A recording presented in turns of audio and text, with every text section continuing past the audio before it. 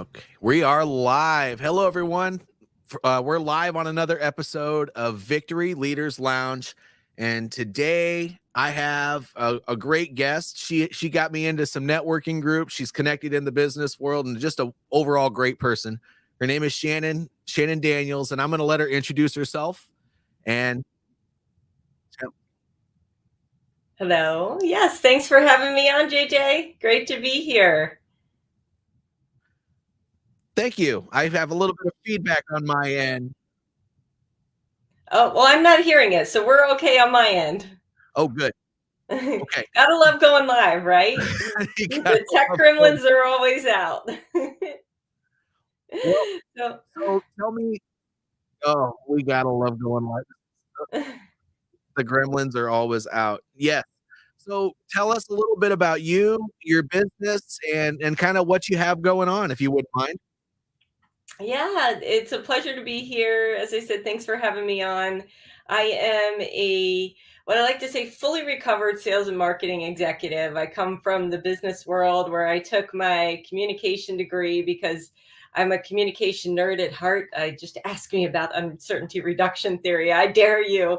And so I took my communication degree and I used that out in the business world in sales and marketing roles, leading sales and marketing teams. And when I realized that I was just unhappy the higher I climbed the ladder, I decided to quit my job, start my own business, and here I am 10 years later. I work with professionals and executives and business owners to help find their authentic voice, share it with confidence, and really hone their message in the process of all of that. And I really do that. I'm really passionate about doing that because when I came out of the corporate world and became an entrepreneur, despite having a communication background, I was breaking every public speaking rule in the book and I wasn't being my authentic self. I was getting up there giving perfect polished presentations and people would say, "You're a great speaker," but then it just wasn't converting to anything. It wasn't landing. And I finally just said, F it. I'm going to be me. I'm going to talk like me. I'm going to share my story and my message. That's when I really started connecting with people. And so now I find a lot of joy in being able to help individuals do that, as well as go into organizations and train groups on doing that as well. That's awesome. And as a matter of fact, you said something there that I would like you to elaborate on if possible. So you kind of briefly just stated something about the communication reduction theory. Can you tell us what Uncertainty that is and reduction what that means theory. to you? Yep. What would you like to know about it? Oh, what is it? So basically, in its most simplest form, as we as humans, we do not like uncertainty. We like to understand our world around us, to make sense of our world around us. And really, what that comes down to is that leads us to biases and stereotypes and those, you know, things that we just kind of make those split decisions. We start attributing meaning to things right away, whether it's right or whether it's wrong, because we want to reduce uncertainty in our world. And one of the easiest ways I like to explain it is that think about your brain as a filing drawer or a set of files on a computer. When we experience a new person, a new situation, a new task, whatever it may be, we file that away. And that becomes information that we draw from. Well, what if we're experiencing another new situation or a new type of person we haven't been to or a new culture?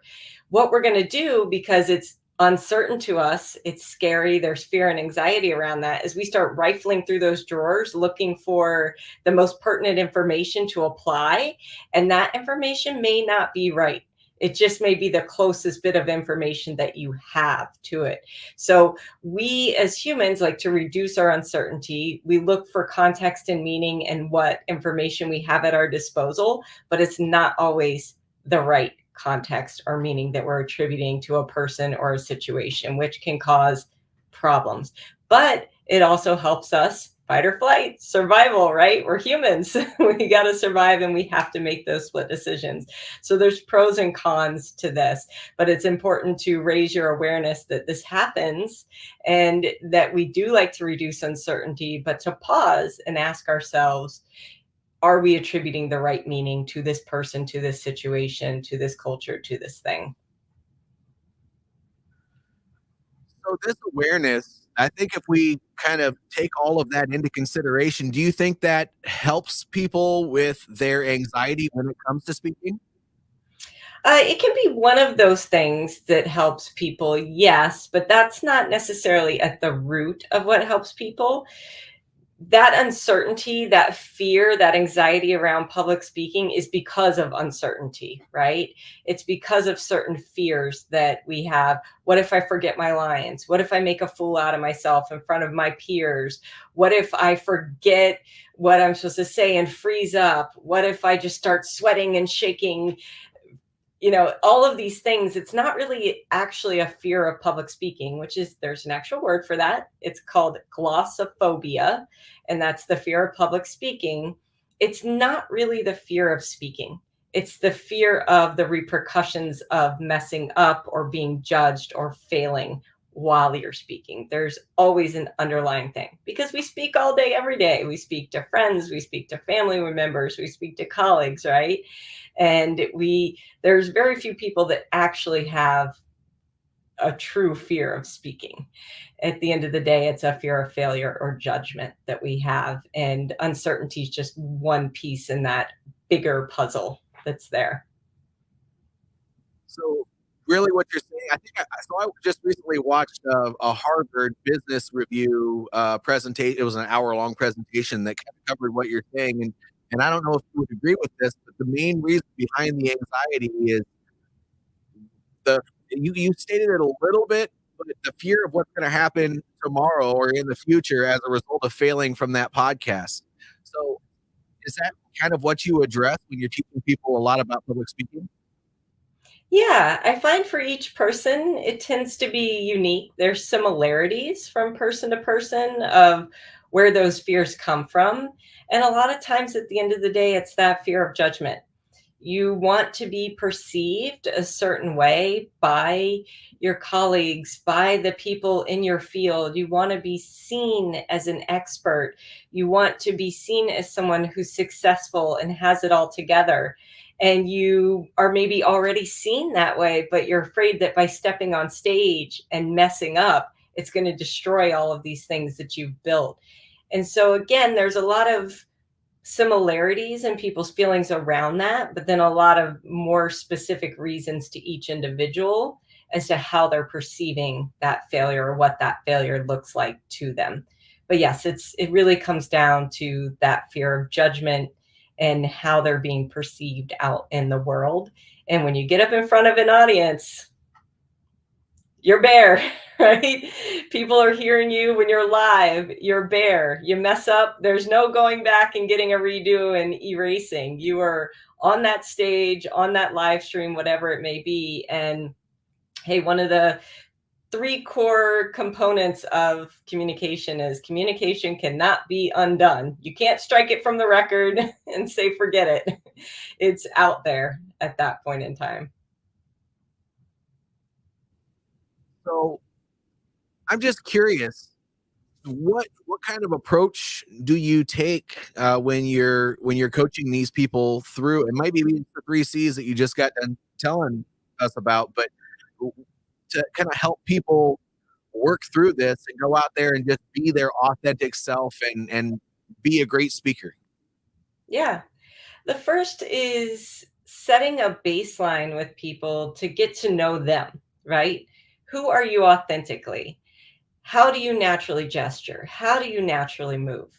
How do you naturally speak to me in a conversation and see who you are as a person? And then a lot of coaches will come in and try to train you to be the perfect polished speaker, like I was trying to be in that earlier story I told you, and not help you to be yourself. I'll give you an example. There was a CEO I was working with. He came to me about 2 weeks before a really big presentation that he had planned. And that presentation, he said, was going to be a make or break for the company. They needed to land this really big account to mush. There you go, messing up in the live stream, to push the company forward. Well, his initial approach with me was, I already have the presentation done. I just need some polish on the delivery and cleaning some things up. Great, let's jump into it. 2 weeks, no problem. As he started delivering to me, now keep in mind, I had taken a few times to get to know him, have conversations with him. He goes into presentation mode and becomes a different person. And I let him go for 3 or 4 slides, and then I stopped him and I asked him a few questions. I said, first, who created this presentation? Was it you or someone else? And he said, well, my marketing team did. I said, I can tell. Second, he had told me that he doesn't like just being rambled onto about things. I don't care about the history and the this and the that and all the other things. Just get to the point with me. If you don't have me in 2 minutes, I'm gone. I'm on my phone and I'm ignoring you. And I said, you're doing exactly to other people what you don't want to you, done to you. So why would you do that to someone else? And he said, you know what? You're right. And then there were a few other things that just didn't feel authentic to his voice, right? It felt very robotic and over rehearsed. And so we sat down and decided we're going to tear this entire thing apart and rebuild it from the ground up and make it his. He knew the customer. He knew what was important to them. He knew what they wanted and needed. And so we worked together to rebuild the presentation from the ground up so that he could share it in his voice and do it in a way that resonated and connected with the audience he was getting in front of. Because at the end of the day, you are not speaking to a room full of yourself. You're speaking to a room full of other people. So you have to understand them, what they want, what they need, what they care about, and make it all about them. And then add your stories and add you into it. So once we did that and he found his authenticity and shifted the presentation, he was able to go in there and nail it, close that deal. And that's one way I go about that. It's just really learning who you are as a person. What is your authentic voice? What is your story? And then who is your audience? Who are you trying to connect with? And then helping you take who you are naturally, the way you speak, the way you gesture, the way you move, and polishing that up. And the same with your content. And I have really 3 P's that I dig into for becoming a better public speaker and overcoming fear and anxiety. The first is preparation. I find most people do not prepare adequately or properly for a presentation. The second is practice. We think, read, and write much differently than we speak. And so we expect that the words we wrote out for this fantastic speech on a piece of paper are going to be how we communicate it. And then we trip over it over and over and over again because we don't speak that way. And so it's important to practice out loud and use different practice techniques for getting it down and having this brain that's a muscle have some kind of muscle memory, not memorization of your speech. Do not memorize, but to get that muscle memory. And the third is a power ups, which are different things like power posing, breathing, and different activities and exercises that you can do to start to retrain your brain and be more prepared for stepping in front of a crowd and being confident with doing it. Interesting. I love that. The 3 P's. If you come up with something as simple as the 3 P's, people will always remember it. Yeah. And I didn't do it on purpose, but I get the question all the time. How do I answer the question, what do you do?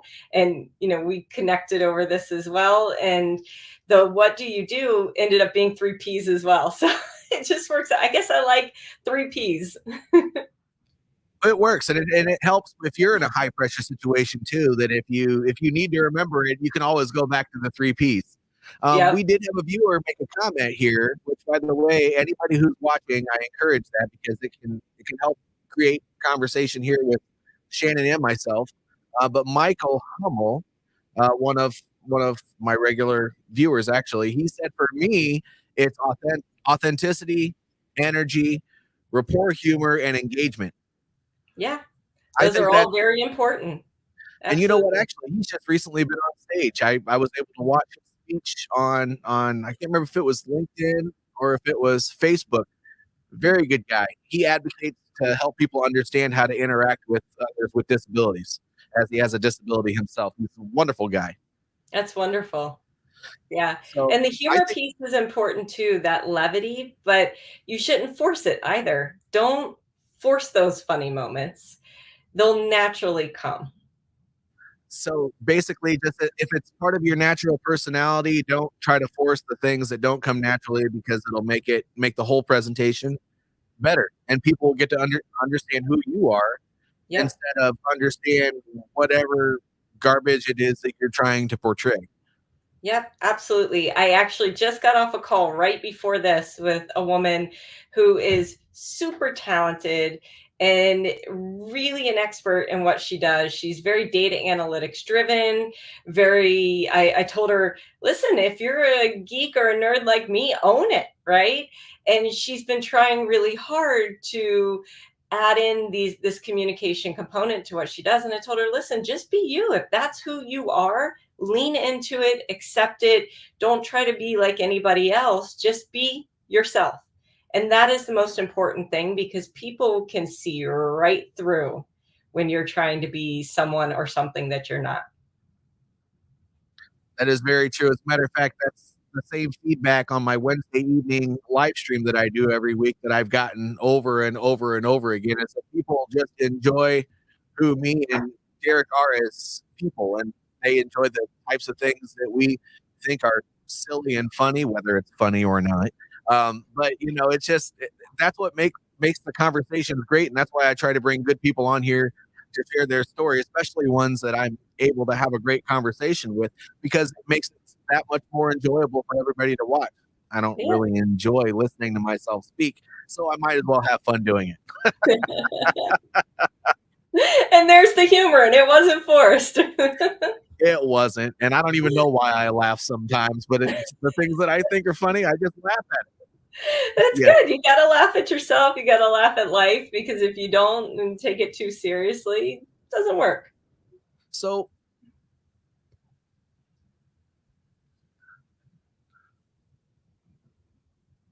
it's true. So I'm sorry that I realized I was listening to the feedback and not listening to you. It's weird that you can't hear that. But anyway, no, I would like you to share with the audience a little bit of the stuff that you're involved with. I know you brought me to Rodney's group, but you also have a regular event that you put on. Would you mind telling everybody about that a little bit? Yeah, there's several things that I do actually. The very first, the one I'll talk about right now is Drop the Mic Night because we just had the inaugural event last night. And this is a platform that I wanted to create for aspiring speakers. Having worked with nervous speakers and aspiring speakers for the past 10 years, I found that they're constantly asking, is there a safe space for me to get on stage and practice? And I didn't always have opportunities available. I'm not a speaker agent, so I don't help people get booked. I will keep opportunities in mind for any of the people that I'm working with. Like I have one right now that came up for one of my clients, but that's not specifically what I do. So I was kind of at the what do you, the words escaping me. Just I was beholden to whatever was available out in the marketplace at the time, which wasn't always something.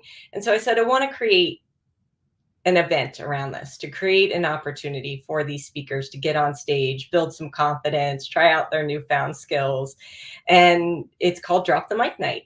And I had this vision and I reached out to someone who had a space. Here where my office is and said, would you mind hosting this? And she said, I'm in 100%. I love it. Let's do it. And then I reached out to my business bestie, Jen Letter, shout out girl, and said, hey, do you want to do this? She's like, yes, all in. Let's make this happen. And so last night was the very first Drop the Mic night. And we plan to have two more this year and then start a series after that where 10 aspiring speakers got on stage and they had 5 minutes to share their stories around the theme of the event, which was audacity. So kind of think TEDx meets the Moth meets Toastmasters competition for aspiring speakers. And the audience knew that these are aspiring speakers. Some of them, it was their first time getting on stage. They got up there, they knocked it out of the park. The audience was hooting and hollering and cheering them on. And so this is one of my favorite events that I've been able to launch and do. It was a huge success. We had not one, but two sellouts. Our initial sellout capacity was 80, and we sold that out well in advance of the event. So we said, all right, can we add some standing room only? We added 20 more tickets, and those sold out within 48 hours of adding those tickets. And then we had a waiting list. And so the community's on board, and this is really just a grassroots effort. The speakers pay nothing to be a part of it. They apply, they share how they interpret the theme. They get accepted. We have independent judges that come in and judge. We had awards that they were given. We had thousands of dollars in prizes that were donated by sponsors to be able to award. We had trophies, and the speakers all got complimentary coaching as well from myself and Jen to support them in this journey. And it was just, it really touched my heart last night to watch this finally come to fruition and see this vision happen. And so this will be a series. So for those of you who are listening, who are interested in getting on stages, keep your eyes and ears out. More are coming.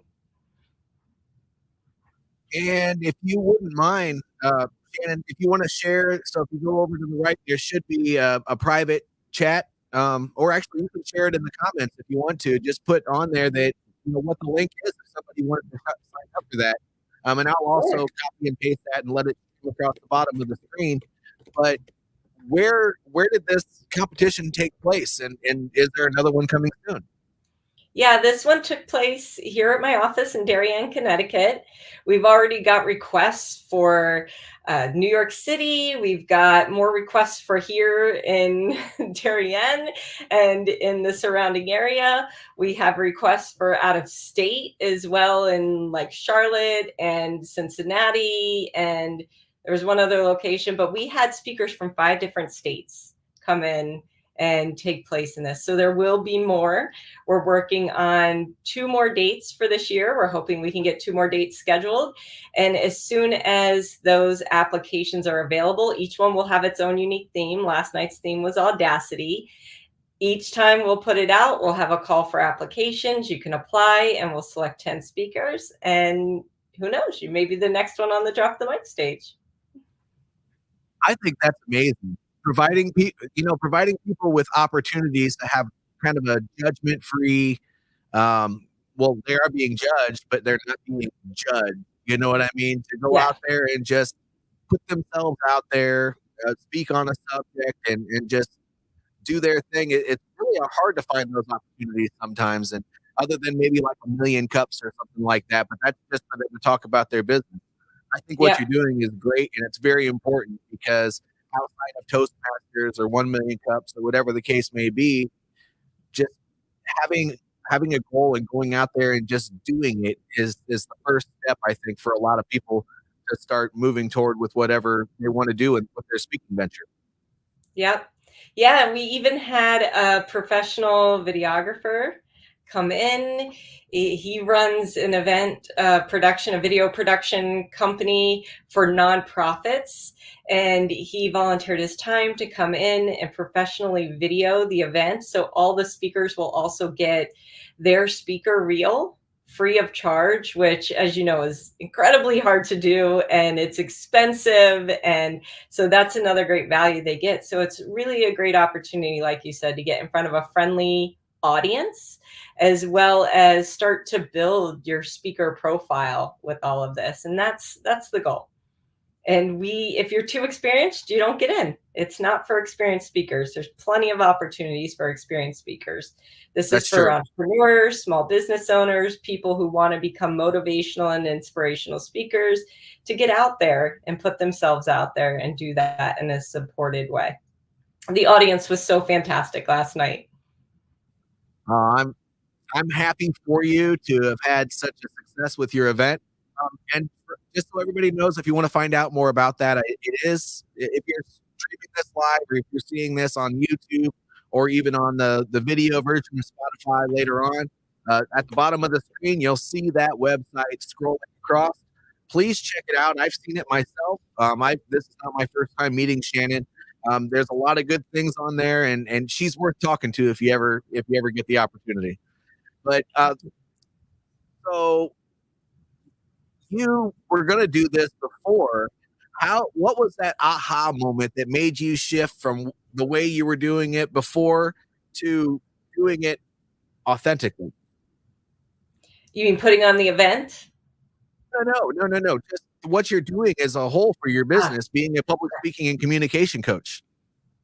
yeah, I think the aha moment for me was, like I said, I would get up and I would be in front of people. Before I was a public speaking and communication coach, like I said, sales and marketing leader, sales and marketing exec, left that life and actually was burnt out in communication, even though I love communication.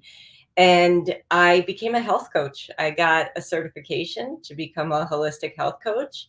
And I was doing that for a while. And there was a way to build my business was doing public speaking and presentations and events, because I did a lot of that in my life in sales and marketing. And as I came out and was doing that, I realized, even though I knew inherently it was wrong because I had been trained this and I was teaching public speaking and communication courses at the college level, I was still living in my corporate box because I used to work in very highly regulated industries, insurance and healthcare. And you needed to talk a certain way and present yourself a certain way. And it just became ingrained in me because I had been doing that since I was 19 years old.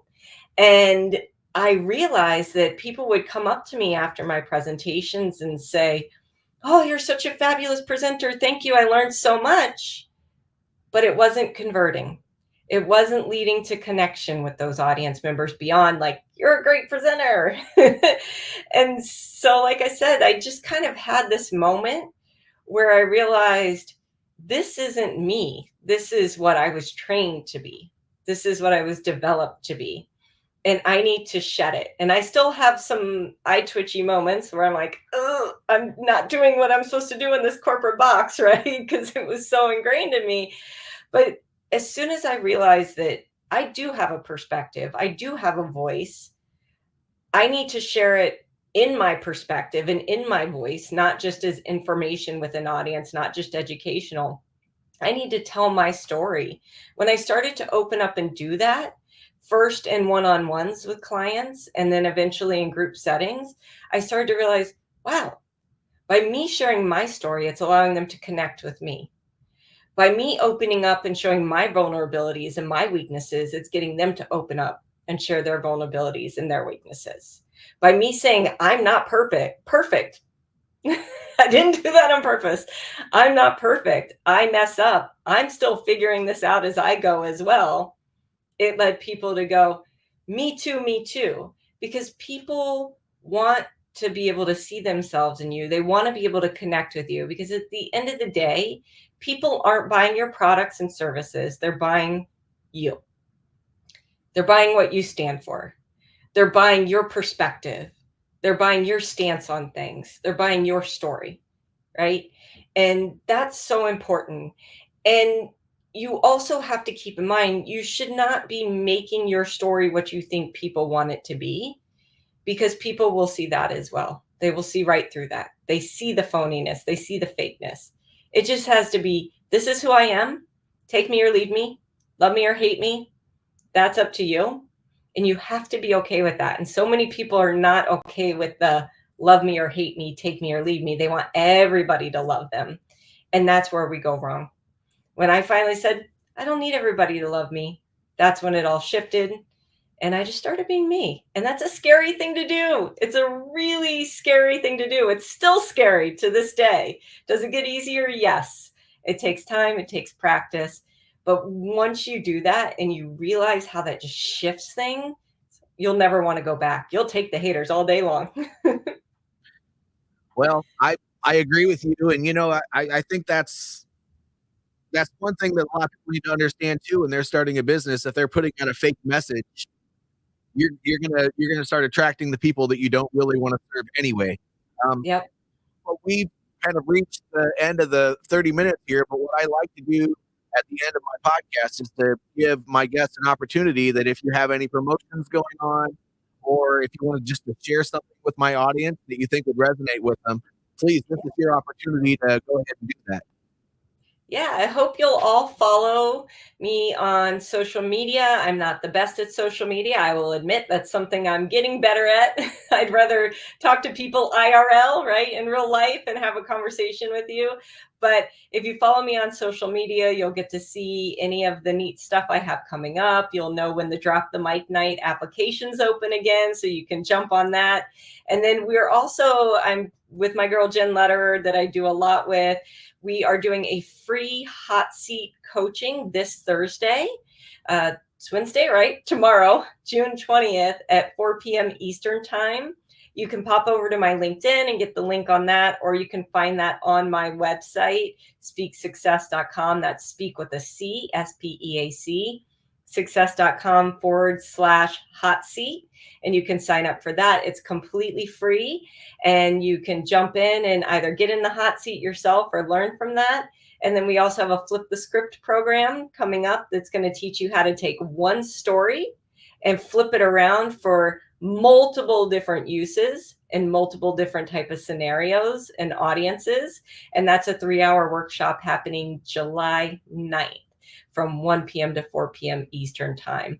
And so I'll be happy to share those links out. Again, if you go to my website, speaksuccess.com/flip the script, you can find that one. Excellent. Well, Shannon, thank you for being a guest here. Everyone, don't forget, it's important to develop your leaders and do leadership. This is my book, Why Organizations Should Develop Their Leaders. It fits in your portfolio in your glove compartment. Don't miss out on it. It's on Amazon.com. Otherwise, please live the message that Shannon has. Always be authentic with yourself, whether you're a speaker or whether you're just doing a regular business, or heck, that should be how you show up anyway. Please do that. Otherwise, thank you all for tuning in to another episode of Victory Leaders Lounge, and I will see you all next time.